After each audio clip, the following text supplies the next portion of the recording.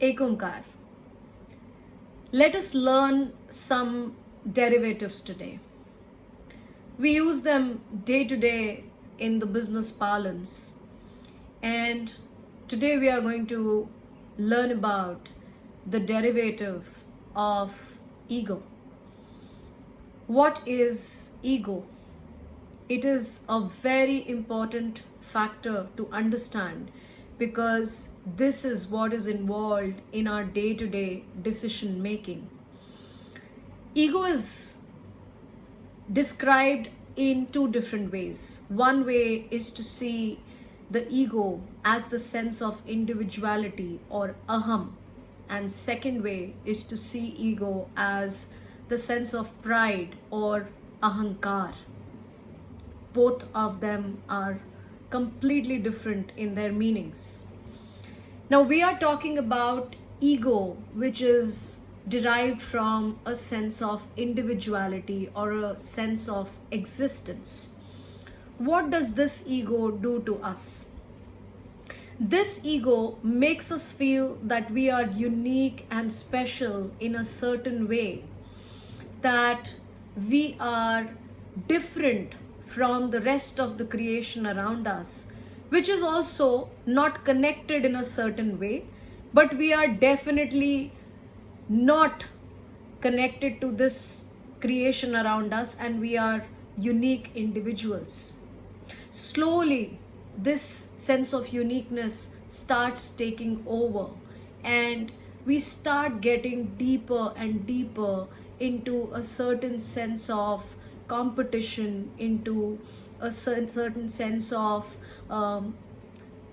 differentiation, into sometimes even a certain sense of we can say hostility, because we start seeing all individuals as different from us, and anybody who comes near or about our qualities, we start seeing those people as threats, and we start planning within how we can use our resources, our intellect, our very being to kind of negate their qualities and put forth our qualities as the best.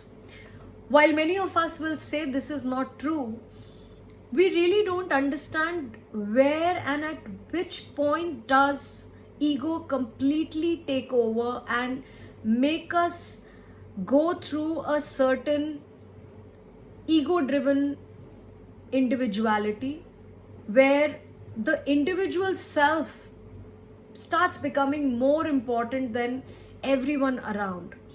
For instance, we drive a certain car and someone around us gets a better car. The sense of enjoyment that we were getting and deriving from our own car starts getting decreased a little bit when we start seeing that car every day, because we want something better for ourselves. And mostly ego has a certain sense of taking over our minds through material accomplishments. And these material accomplishments can actually be applicable to even people around us. For instance, you may want a certain life partner or a certain set of friends, not because they are intelligent, they are good, they are kind, or for their qualities, but because you like being seen with them or they look good with you. Now, this is actually not the right way of choosing a partner or friends, but most often than not, this is why we like a certain set of people. So all kinds of pleasures, securities that we talk about are related to this particular sense of ego or individuality. Now, having said that, this ego is not something which is going to stay stationary all the time. It will keep on changing with time, waxing and waning, we can say, with time, because time to time it will keep fluctuating within us. At the same time, this sense is very important for our life, because we have that sense of right and wrong also because of this sense of individuality, where we say, I do not want to go wrong. But the same sense that keeps you away from the wrong is also the sense that sometimes pushes you towards it. So ego is a very tricky factor within our own beings. It has a very useful role to play in many situations in life, but it starts in the mind, and we can say the locus is our mind. And somewhere within, when it starts behaving in a certain manner with our memories, with our judgments, with our desires, this ego or aham starts becoming ahankar or pride, which is not good.